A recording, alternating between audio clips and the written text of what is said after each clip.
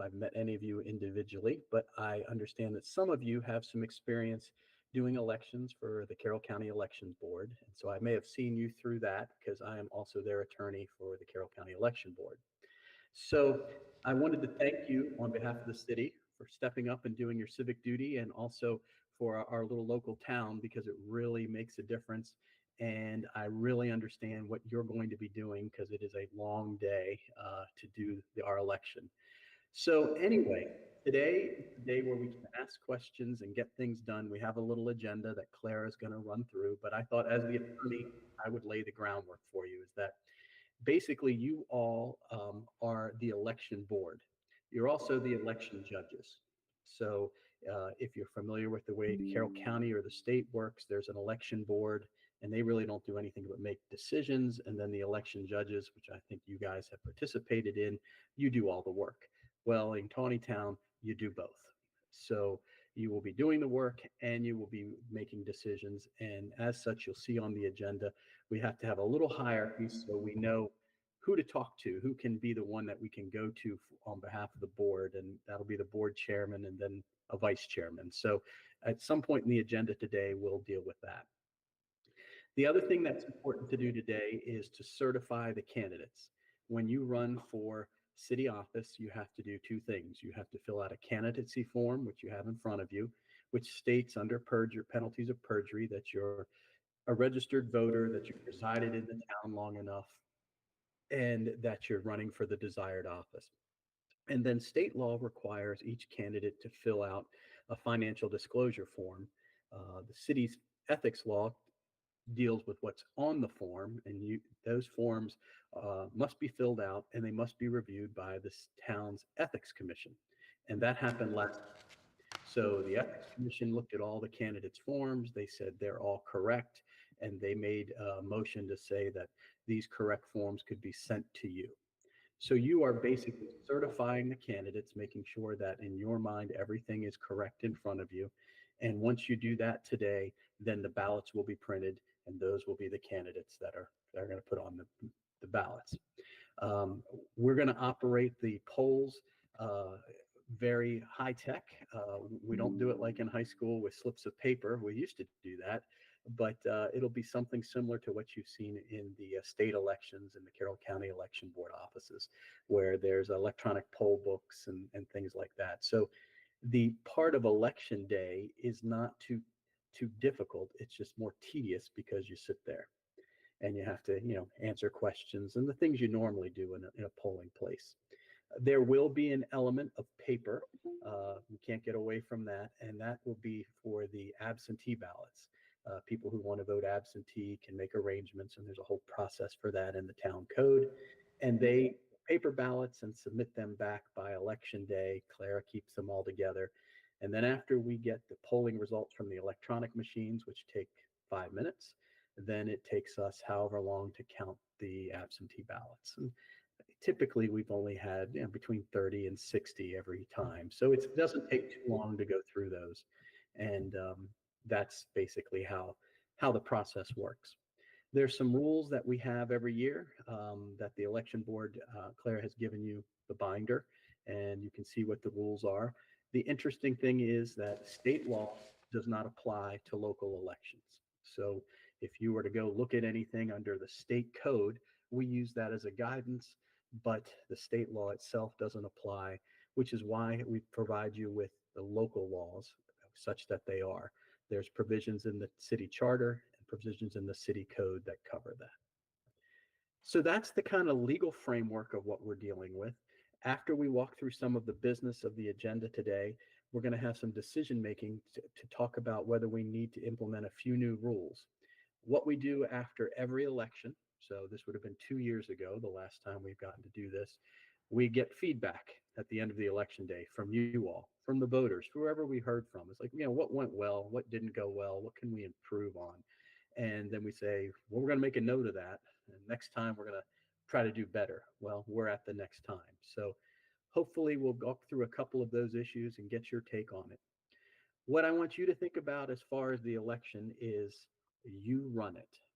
You are the ultimate authority. There is nobody after to recommend it to. So if an issue comes up, and we'll just make it up, let's say an issue comes up of whether somebody is wants to vote and can't vote, that decision is going to be made by you, not anyone else. Clara, the clerk for the town, is also the clerk for the election, meaning she does all the work for you. You shouldn't have to do anything. She will prepare forms and do folders and do all the, she's like the glue that's going to hold it all together. But you guys are the pieces. So when we deal with the chairperson and the vice chairperson and the board, we basically tell you the issues, and there aren't many, so don't get scared about that. But there could be issues. The ones we get a lot are during election day, people complain because people might be electioneering too close to the door, bothering voters as they come in. And we will go handle that for you or get the police to do it. But your board is the one that decides whether that's true or not. And, and questions like that. So that's basically it. You've done this or seen it's done, or at least have voted and understand what we're kind of doing. So Clara, why don't you go through the agenda and we can walk it through. Okay. Well, the first thing we have on the agenda is is electing a chairman and a vice chairman. Would either of you or any of you be willing to serve as the chairman?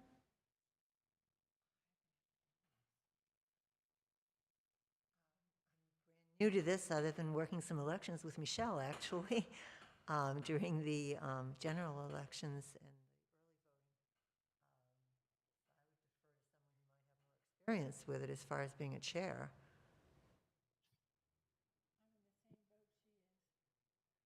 Likewise. Does anyone have a preference to who wants to take point? Because you'll be the one handling everything on behalf of everybody. We're the four that we would decide from, apparently. Correct. So then one of us would need to be the person that handles everything, and the other person would be the one to support that person. Right, that's what I read as well. So it just comes down to, would you rather name in the hat, or would you rather be a supporting person, or none of the above? And we're all going to be there for you. Yeah, it's a team effort regardless. I'll be a supporting person. I don't think I'm a Okay. Do you want me to be the chair and you can be the vice chair then? all right. Yeah, okay, that'll work. You're the chair and I'm the vice chair. I'll be the backup to the backup. Okay. We might need you, you know. Okay. That's right. You'll be the muscle. We'll see. Okay, so we'll have Alex as our chairman and then Janine as vice chair? Ruth. Oh, Ruth, I'm Ruth is sorry, gonna be Ruth the is vice vice chair. chair, okay. I'll be the vice to the vice, and I guess, Michelle, you'll be the vice to the vice to the vice? Right. All right, very good then. Do we need to take a vote on that, Jay, or not? I think everybody nodded their heads. So Yeah, I think so. I think everyone's in agreement. that one's good. So Okay. then, Claire, you can throw the agenda to the new chairman. Mr. Chairman, you can kind of walk down the agenda, and Clara, and kind of read it off, and we'll support you. We're doing with training wheels today. All right. Well, on the agenda is roll call. So do we need to just essentially establish that we're all here, take account? Or is that something, Claire, you would be doing for us? We have done our introductions, I think, Jay, unless you want me just to read that into the record here. No, I think we just need to be clear. There are only 4 members appointed. Yes. Yeah, of the 5, it's only 4 of us. Right. That's just, it's Alex? Alex Kelly. And there is no 5th member, so that's what we just have to remember. And you're, Hill, Janine Hill, J.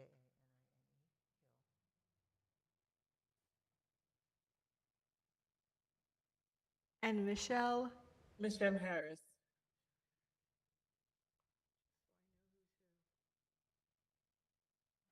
Ruth Gwynn. GW.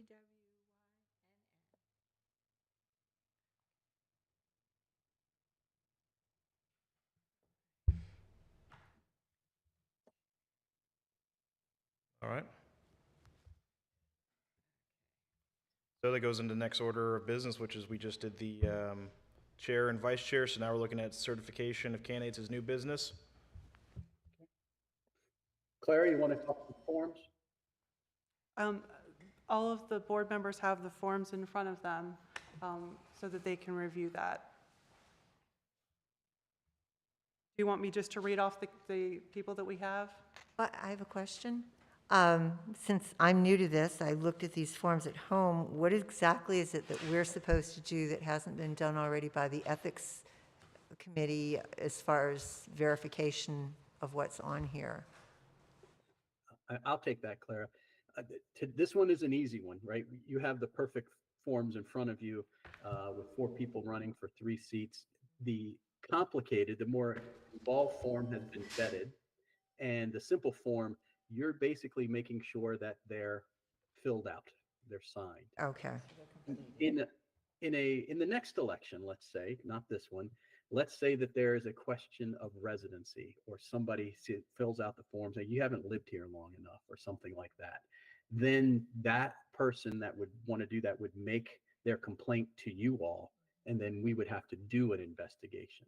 But here, Clara goes through and makes sure they're really registered voters and things like that, but you all don't have to do much except rubber stamp this today. Okay, because they've already been vetted.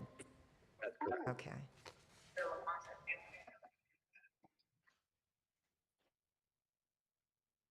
And I'm assuming they don't need to have a number down here.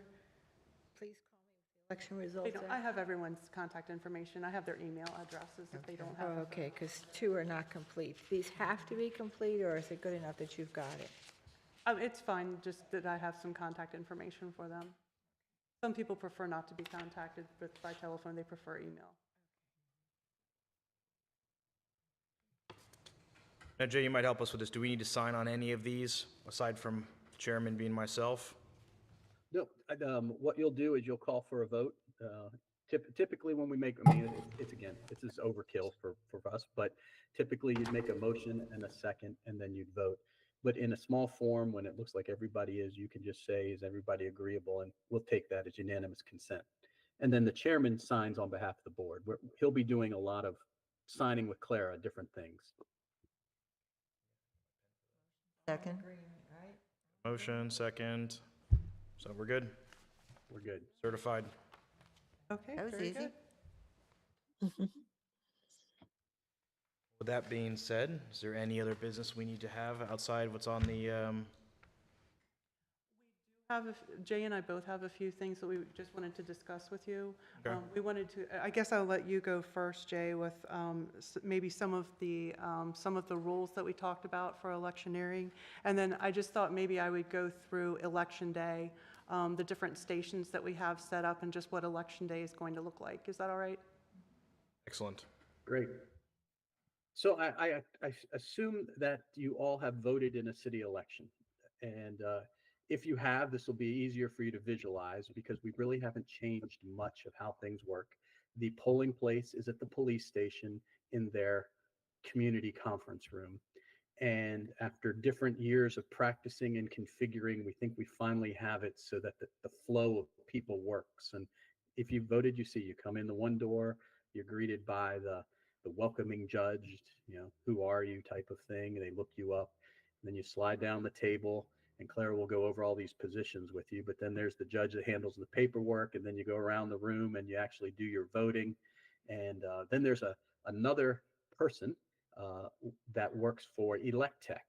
They are the vendors that are providing the machines for us. We don't get the machines from the state. They won't let us use the machines, if you can believe that. We have to pay to rent machines. So there will be a person there from Electech who is going to be like one of you. He's going to do all the work. He's going to be there all day, or he or she. He's going to answer questions. Just be like one of you, except he doesn't get to say it. He doesn't get to vote. He doesn't get a say, if you will. So the best part is he's the one that when we get nervous because something isn't working right, he's the one that's like our tech support. So it's great that he's right there. So you circulate out the room, you go out the front door of the police station, and you're good to go. So the inside, Clara will cover with you later. The outside, yes, Michelle, you had a question. Do they need IDs? This point in time, since you'd realize that there was a new federal executive order about IDs in federal elections. So that executive order does not yet apply to us. So we do not. The city could have always said we require IDs. and it does not. But if there is a question, and the way this goes down is I come in and I say, hey, my name is Jay Gullo, and you look me up, and the first thing you're going to find, if you find my name, is my name's not really Jay, it's Jack. So am I the same person, or is that my dad? And we have that a couple times where they're the same names. You can say, hey, can you give me some ID so I can verify your name? So it is not like everybody gets nervous because of the drama around an ID. Our problems usually are trying to verify where they live, because somebody from Otterdale Mill Road has a Taneytown zip code. They think they're in Taneytown. They think they can vote, but you have to be in the Taneytown corporate limits to vote. All of the people on the registration list, which comes from the county, have already been vetted. We've given them the address list and the boundaries of the town. So if it's on the list, they're in town. What we usually have is people who are out of town that say, I want to vote. And that's where the ID comes in handy. It's like, well, hey, can I see your driver's license and get your address? So that long answer to your question is no, we don't have to ask for it, but we use it if there is a question of that. And to just go along the line, we if they say, hey, look, here's my address and I live at 101 Main Street, it's clearly in town and they're not on the election board list. Clara will probably contact the election board, the Carroll County Election Board, and say, hey, what's the story? And we may let them vote a provisional ballot because we don't want them standing there all day figuring this out. So just like in the state, we have a provisional ballot, looks like the absentees, we put it in a separate envelope, and then we figure it out as the day goes on. There's no way we can make somebody who lives out of town in town. So even at the end of the day, if we let them vote provisional, those are going to get reduced out. But if you're in town and there was an error of some sort, we ask the election board, and the Carroll County Election Board list is really the final thing. So again, the ID comes in handy there as well. We understand this because we deal with it a lot. But if you just were a citizen of the town who wants to vote, and you moved here in one of the new houses, you think I'm just going to show up and vote. And sometimes it's a little more than that. So that's how that works. So that's the internal issue. We've never really had any issues that couldn't be worked out internally. In the state elections and in the town elections, someone is allowed to be a poll watcher. And to be a poll watcher, that means we'll start with who can be in the polling place. So it's all of you, got a person from Elect Tech, me, Clara, the voters that are voting, we'll all be there. But basically the general public just can't hang out there. They come in, they vote. It's great to see all your friends and neighbors, and that's usually a lot of that hand holding and glad slapping and stuff like that. But eventually, it's like, get out, we have business to do. But if there's somebody there who is an election poll watcher, we have a special spot for them. We usually set up chairs, put maybe some tape on the ground. We make it clear, this is your area where you can be a poll watcher. And we've run into a lot of issues with that in the past, in the fact that the poll watchers don't get the words poll watcher. They got poll because they got there that day, but watcher, they don't get. They think they're like participators. And what I mean by that is that they will get up and roll around and walk over behind you and look over your shoulder at what you're doing and things like that. And that is not allowed. Nobody likes that. So we pretty clamped down on that. And we've had issues in the past where we actually had to eject somebody because they wouldn't follow the rules. Poll watchers aren't allowed to use their cell phones, and you're not allowed to take pictures. I mean, there's a lot of little rules that we have, and if it's a problem, we'll let you know. But that's the only issue of somebody that is not on the board or voting that would be in there. But you just can't be a poll watcher. You got to get nominated, or like a candidate or somebody has to say, I want you to be a poll watcher, and they fill out a form, and that's got to be filled out and turned in advance. So we'll know on election day whether we have any poll watchers or not. And then we can just go from there. Typically, you think your job is tedious, their job is even worse because they just sit there and really don't participate or do anything at that point.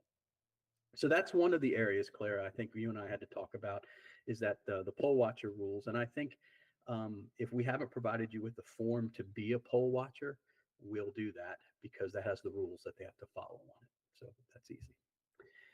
The issue that we had in the last election dealt with outside of the polling place. So if you're familiar with the police station layout and you're looking at the front of the police station in your mind from Baltimore Street, there's that little parking lot in front. And we put a sign up, we put a cone up in the driveway that says election parking only. And I don't know whether it's not big enough or people can't read it or something, but no one ever parks there.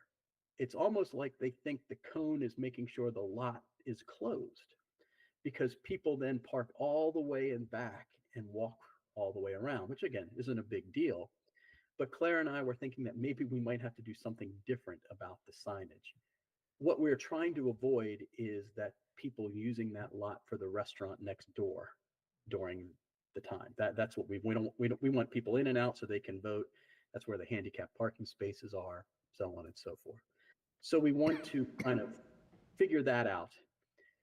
And that area falls within the no electioneering zone. Claire, how many feet is the no electioneering zone? 100 feet. 100 feet. So we have Public Works come out and measure it like it's going to change year to year, right? I mean, it's in the same spots every year, but we have them measure it. 100 feet in the front of the police station is all the way on the other side of Baltimore Street. So, you know, people who are electioneering can be over there. You really can't be anywhere towards the Country Kitchen restaurant. There's no 100 feet in that area that's on public property. You really can't be in the front parking lot. You, I guess you could be over on the other side of the railroad tracks, but I don't know why you would be. So that whole area is election free.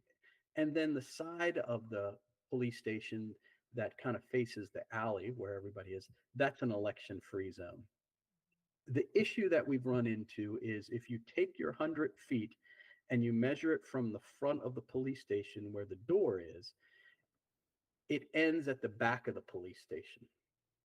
And everyone, all the candidates and electioneering people then set up right there on the back of the police station. And then the people who didn't think they could park out front in the safety of the no electioneering zone end up parking into the back and then have to run the gamut through everybody to get to the polling place. And we've had a few complaints in the last years about that. They said that that the 100 feet should be measured from the building, not from the front door. And if it's from the building, that would then allow part of the back parking lot to be in a no electioneering zone as well. And we balanced that. We tried to balance that, saying that if you were a candidate and you wanted to do your signs and your stuff, where would you go then? Because, like I said, there's not really any place on the other side of the railroad tracks. I'm on the other side of Baltimore Street, and then I'm going to be halfway through the lot in the back of the police station. That may be too difficult for them.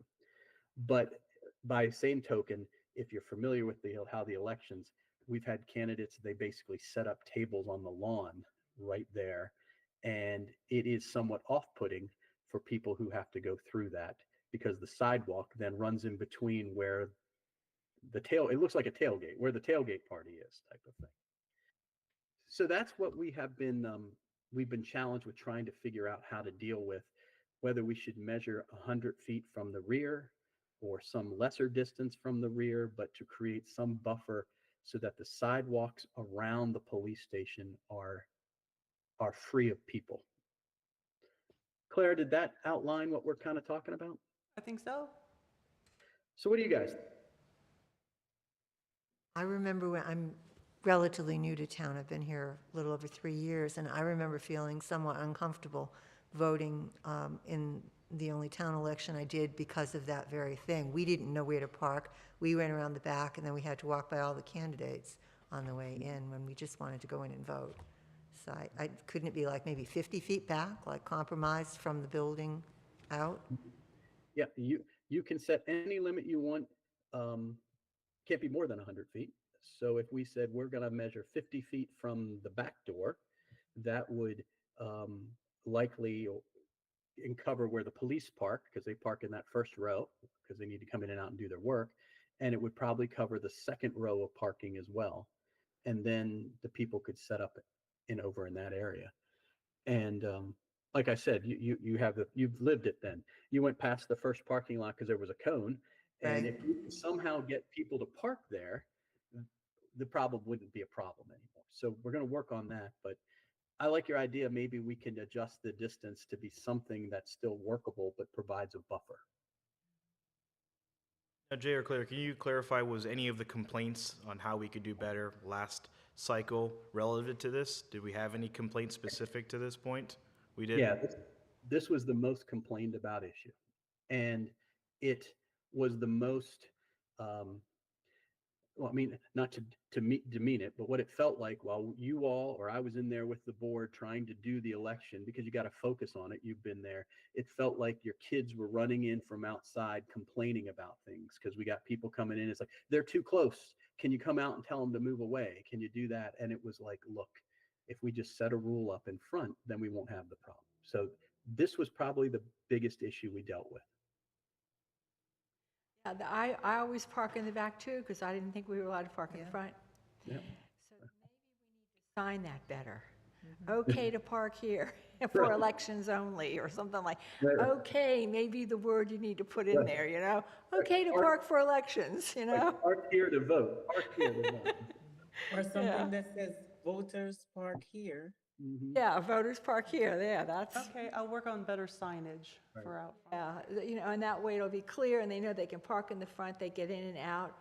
And yeah, maybe it'll be good 50 feet back, 25 feet back, I don't know, but you can't be this close to the building. That way it kind of keeps the building clear. What, Mark, with your comfortability, like what would you want? I mean, for me, I wasn't bothered one way or the No, other. I'm just thinking that's a good idea, the signage, voters parking here, but then you should have alternate, for more additional parking in rear or something yeah. like that. But it's just that sometimes you just don't want to walk through this whole sea of people trying to get your vote when most people have already decided who they're going to vote for by the Correct, time that's they always hit been my that thought point. So process. I don't really think that's essential that they be there anyway. Want to change the distance for comfortability's Well, sake? if it's for- only 50, if it only gives you 2 rows of parking, I've only been there once, but that doesn't sound like a whole lot. How about 75 feet? I think there's a door right there, which was the off-putting part because the door opened into people's tables. So if you said we'll measure 75 feet from the back door, that would give us a radius, and it would still give some room for the candidates to be around. So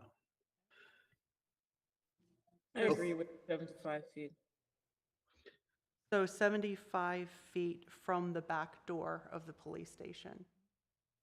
And that will encompass right to the edge of the parking lot, but not further, correct? Because I don't know exactly where 75 feet would end.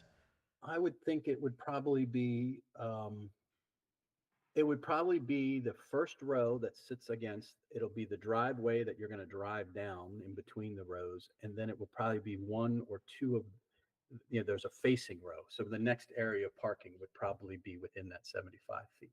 Well, and you said earlier, like this side of the street, people could feasibly stand on the sidewalk on this side of the street, couldn't they?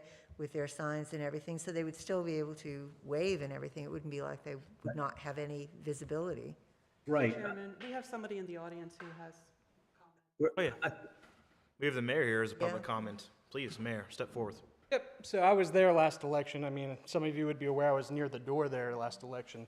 So if you go to the school, for instance, when you go to a national election, when you're going in there, you actually see people representing the candidates, handing out flyers and whatnot. That's an essential part of electioneering. If you put 75 feet from that back door, you basically can't interact with anybody in the public. They have to come basically all the way back to the back of the parking lot. 100 feet from the front door is what the ordinance sets forth, as far as I'm aware.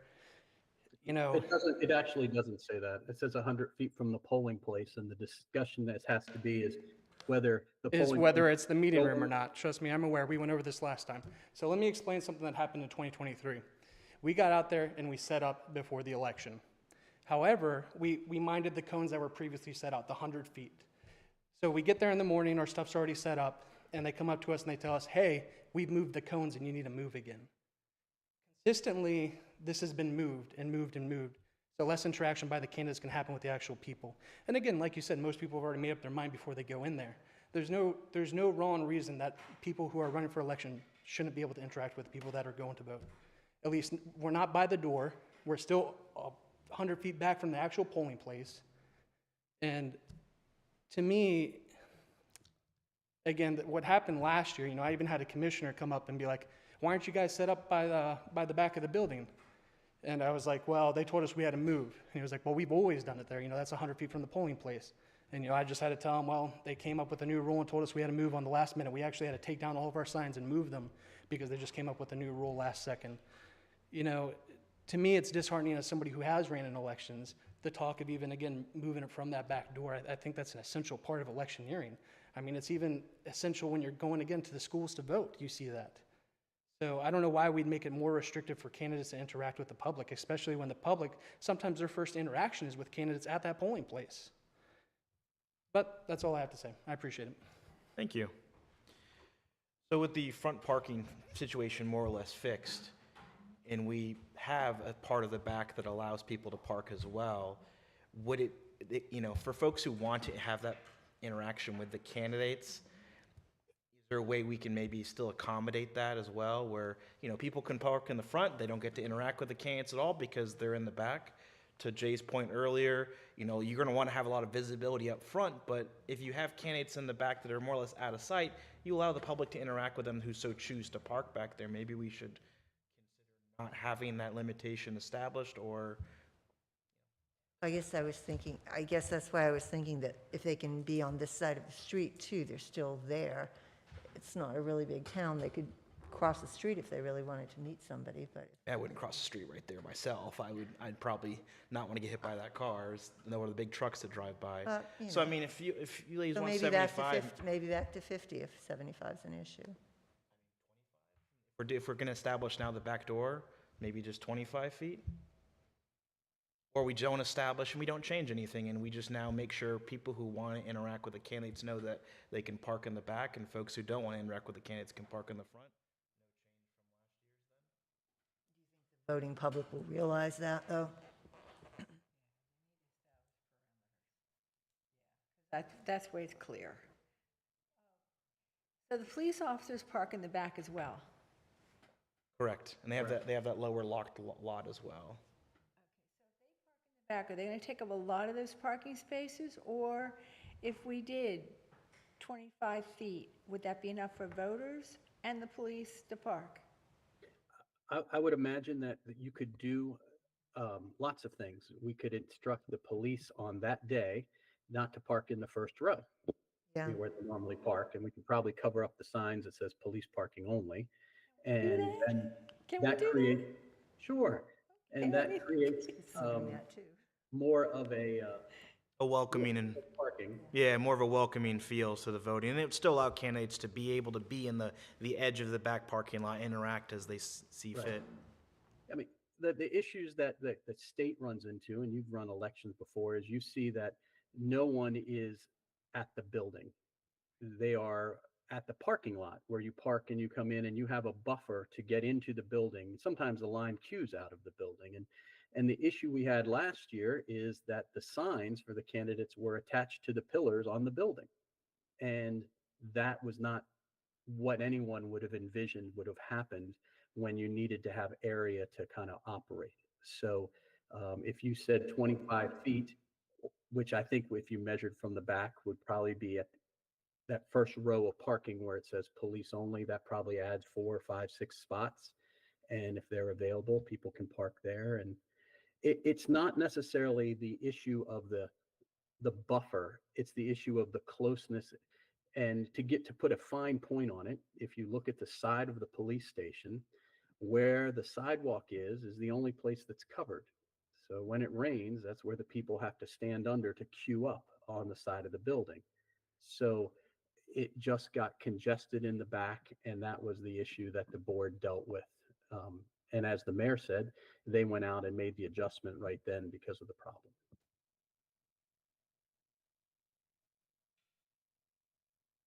I got a question. I mean, Taneytown's a small town, and I'm kind of new here too. And when I voted here, I go in and I go out. There's not like a long line like there is in like the other elections. So my question is, if we had the 5 rows of parking in the front and the first row in the back, will that accommodate the voters as they come and go? Are we gonna get backed up? Are we gonna get lines? Or is that just gonna keep the flow going, that we don't have to allocate a whole lot of parking? I think it would, because while we maybe have lines at the peak times, right, early in the morning, before work, at lunch, and at the end of work, we've never had problems with parking because nobody ever parked in the front lot because it's always empty. So if we do something to get the front lot to be used, we'll even have more parking available than we did in prior elections. The queuing is the problem for the queuing, if you've ever been there on a peak time, is that the people queue in the polling place. They don't queue outside. So the people are sort of in the way because the room's not that big. And that's why we've tried to change the door to the one that you've used on the side so that the line can stay outside instead of blocking the polling place.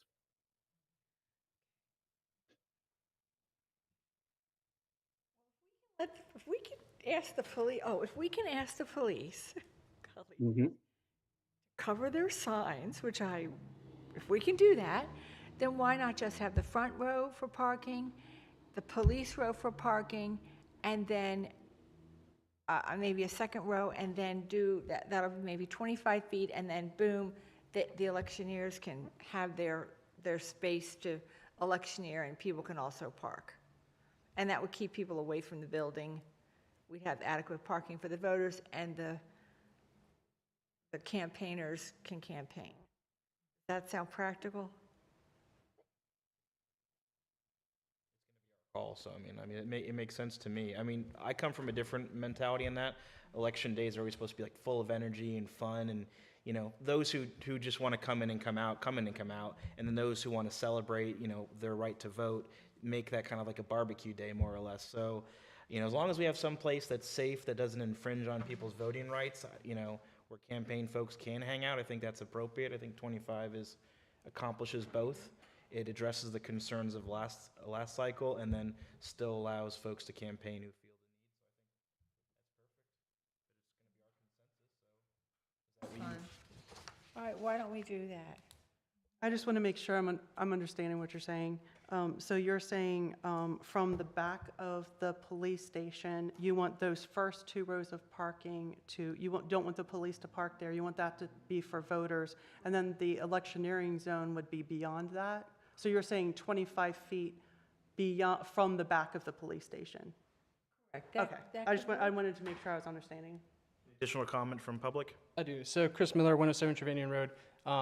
The only other problem there is, are you indicating that people should be campaigning in the parking lot? Because if you guys do 25 feet from the building, you basically removed all grass area from that vicinity. You then have to go over where the spooky haunted barn is over to the side, or again, campaign in the parking lot, which again is possible. So from your own experience from last time doing there, would there not be a place that you could take up some of the parking space as like your own area? That wouldn't work for a campaigning area? Realistically, if you have the front parking spot open, you make it visible to where people are parking there, you allow the people to campaign 100 feet from that rear door, and in my opinion, you return the limits that they had back during the 2021 election, which allowed people to be at that back of the building. Because again, this is a small town election. It should have energy. Does anybody really want to come into a dreary election where none of the candidates are coming out there to wave signs or anything like that? Maybe some people want that, but I'm going to tell you, the last election was full of energy. People had fun out there. We had fun out there. It was nice being interactive. It was nice being able to interact with people coming back, giving the handshakes, pat on the backs kind of stuff. People should have that opportunity. And the only reason nobody else did was because they moved the cones back even more to basically mess with us. And I know when the attorney said about strapping signs to pillars, I have pictures from the 2017 election, 2019 election, 2021 election, where just that very same thing was done. It only became a problem when it was people that they didn't want doing it. And that is my worry here, is that rules are being made to basically take the fun out of electioneering. And Well, it should be an yeah, that's experience. It should be an correct. experience by everybody I, who is running. I think the issue is that errors have been made in the past, and we learn from what we do and we learn from the problems. And so while people say that, well, we did it in the past and we're only doing it because of the people that are running, that's why you, the election board, who are voters in the town, I've told you the problems, and Clara kind of has to deal with it. You'll deal with the problems. If you don't think it's a problem, that's okay. You're the ones that are going to deal with it. I mean, that's what I started with. You're in charge. You're the ones that when people come in and complain, they're going to ask you. And we've just telling you the benefit of the blast. It doesn't affect any of us because we're all inside the whole day. So we don't have to deal with it at all. And I know the city attorney talked about fixing errors of the past. Again, there is no error. It's 100 feet. I mean, we already know what the guideline already was. What we're doing now is essentially trying to adjust it so nobody can actually electioneer. Which again, I don't know if that's the city attorney's intent when he brought it up to begin with, but there isn't a problem. Yes, some people may feel uncomfortable, but if you're changing every single rule set because somebody feels uncomfortable with something, nobody will be able to run an election. I mean, 100 feet from the back door, you can go vote without ever having to interact with any of the elected officials or any of the people running for the campaigns. I mean, if you wanted to, where I was set up in 2023, if you wanted to go by me and not interact with me, you very well could. And nobody was out there hounding people with pamphlets or anything like that. If you approached one of the candidates, you could, but nobody was in the direct obstruction of people going to vote. But it's 20, but I think, unless I misunderstood something, we're not talking about 100 feet anymore. Aren't we talking about just 25? So that would just But give like a row or so of parking spots? So, I mean, the police don't park back there to begin with. If I remember from the 2023 election, they weren't parked there to On that begin day, with. they generally don't. And then, the other thing is you guys are talking 25 feet from the back of the building. That's what he's trying to guide you guys towards right now. 25 feet from the back of the building essentially means nobody in that area will be electioneering. You'll have to go to the spooky barn. You have to electioneer in the parking lot, which again, you can. It's going to be a bit weird and a bit of a safety issue, not very high vibes or good spirits, but if that's what you guys want, by all means. But, we want more people to participate in elections, not less. I mean, we want to create the atmosphere that is an election day atmosphere. I don't think we want to take away from that. Again, this is something common even when you went to the elementary school to vote. I know the attorney indicated that people were in the parking lot. I'm going to tell you, people weren't just in the parking lot. They were on the sidewalk at the school handing out pamphlets. That's part of electioneering. There just had to be a certain feet guidance off of the building. And I checked out both the spots in Taneytown for the federal election, and I can guarantee you, I know council people from the city of Taneytown were handing out pamphlets. And again, my only worry is creating guidelines and rules to disencourage people from actually taking part in the process, because it's supposed to be fun, it's supposed to be adventurous, and it's supposed to be high spirit. And the idea of adding more and more restrictions to this in a small town election, to me, is not necessary, at least. Again, just my concerns. Hope you guys consider them. Again, we want more people to participate in this, not less. Thank you. Context, a lot of the stuff that I've ever been part of was in Texas, and the schools are more than 100 feet parking lots. Everyone, when I came from there, you pretty much had to drive through all the electioneering to get to, once you got into the inner part of the voting place, you were free of that. So the current rules, as I understand it from Jay, is it's 100 feet from the polling place, and we're incorporating, 25 feet from the edge of the building. So technically, we're moving the starting line to the edge of the building and then adding 25 feet from that versus now is the polling place in the middle of the building or in the building itself. So we have. No, I was just going to say, I guess I never really thought of the polling place as being a location in the building. I always thought of a perimeter entire around building? the building Yeah. in which you vote. And that That's not seems how to me it's- that's where it's been, where I've lived before, because there was no one right where the voters were lining up or anything. They had to be a certain distance from where the voters were. But I understand that the laws vary by location. Correct.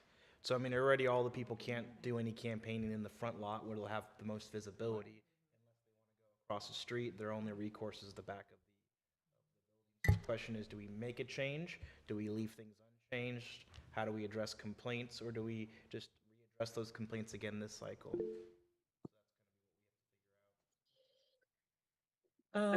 Michelle has her hand raised. So if we get the people to park at the front, I am thinking that that would solve our problem. Because from what I'm hearing is that people are not parking at the front, and therefore a lot of people are parking at the back. So if we are able to put the proper signage up for people to park in the front, I think we could alleviate this problem that we're having. I agree with Ms. Harris on that one completely. That- That that solves the makes problem sense. for the previous complaint. We don't change what isn't broken. Evaluate after this election then. Correct, and then if we need to make a further adjustments, we can.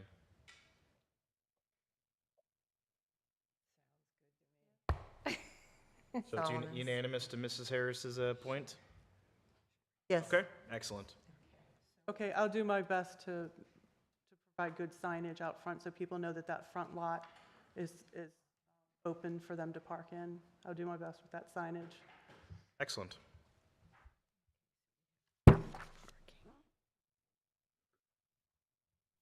Okay, Clara, what else is on the list? That's basically it. I just, I thought I would go through the different stations that we're going to have inside the police station. I thought I would just go through Election Day, what that's going to look like. And I think that would be it, unless you have something else, Jay. No, I think that was the issues of the rules. I Okay. think we had said that maybe we were going to get a confirmation of the rules that are there. Like, do you feel that's still necessary? Them adopting the book, basically. Well, there is, I think they should probably adopt the rules because they are typically signed by the chairman. Right. And that's what we need is the chairman. Now we have a chairman to sign it. So, Mr. Chairman, you're going to get the current state of rules and you'll be signing them so we can post them on the election poll. Good. Should I go ahead then, Jay, and talk about Yeah, why Election don't you Day? talk about the jobs and see Okay. who wants to do what? Okay. Normally, we arrive at the police station about 6:30 because Electech starts bringing in the machines to set up. And I'll have the inside of the police station set up for you already when you get there, but we have a couple of different stations. We normally split the precinct register between two people so that when people are coming in, there are two people who can assist with looking people up on the precinct register. I usually just kind of divide it in half, and we have, I don't know, A to the middle of the alphabet, and then, the next line is, K through Z or whatever it is. So normally we would have two people there for that. And then the next station is signing the poll book.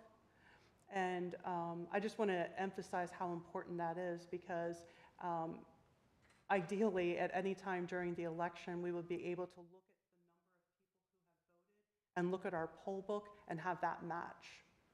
So we just want to make sure that we have people standing by there so that people don't bypass that and go straight over to the voting machines. We want to make sure that everybody's signing that poll book.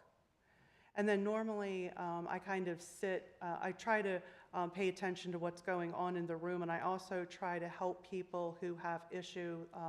Maybe somebody comes in and their name is not on the precinct register. I try to address those types of issues and contact the election board if I need to.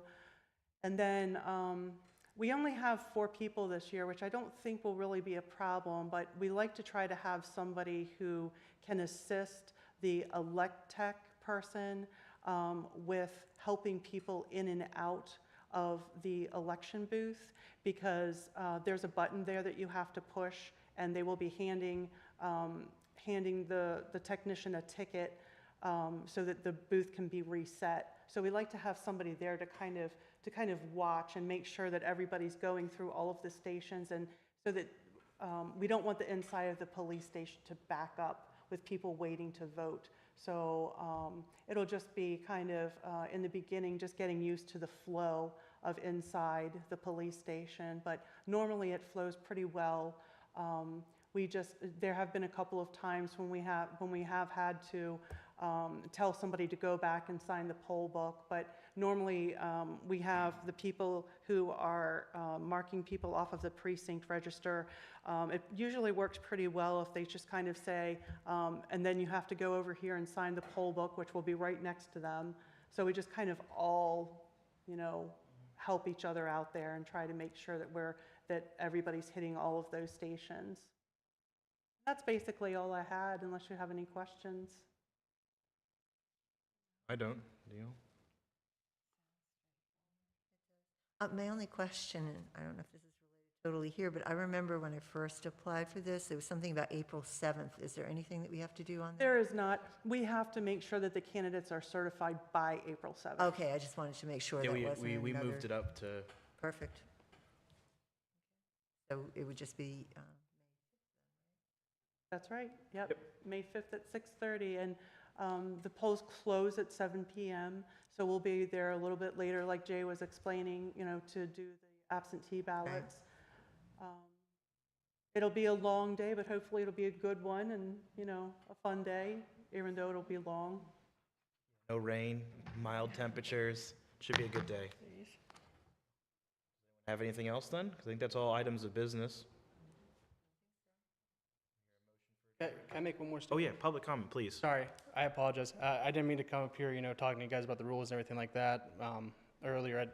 I just want to say thank you for stepping up and taking the role. It's going to be, I'm sure some of you have already done it at the county level. It's going to be a long day. So again, thank you for volunteering as we were short on spots to begin with. So thank you again. Thank you.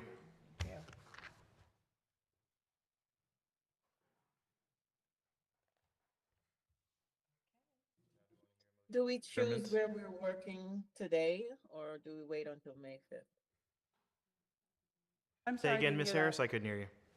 Do we choose where we're working today? Are we, You don't have to choose today. We can decide on election day, and you don't have to stay in the same post. If you'd like to change with somebody throughout the day, we want you guys to be comfortable and enjoy what you're doing. So Okay, that was you don't my- have to stay at the same post all day. okay, We could rotate around. Okay. Yeah. That'd make it fun. Yeah, that's where you get to learn. We want it to be a good experience. Well, that for would be you, my so- preference, that we all kind of work That the sounds good. station. Right. It just comes down to who wants to work the first stations, Do you have a preference, Miss Harris? I don't. Or nor do I, so we can just figure that out the day of and then just rotate based on, the only thing I'd find difficult will be standing the entire day.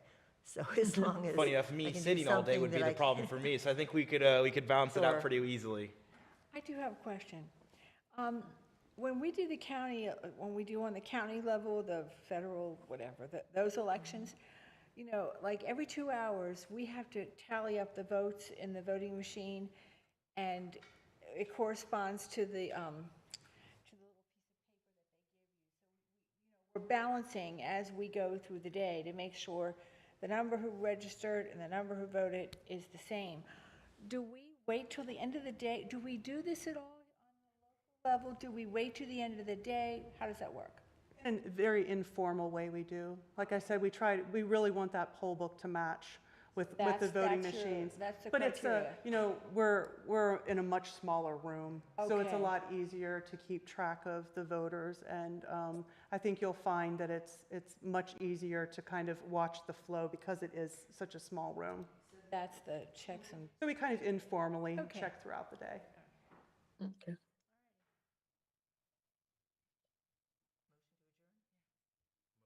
Second to motion adjourn, we're good.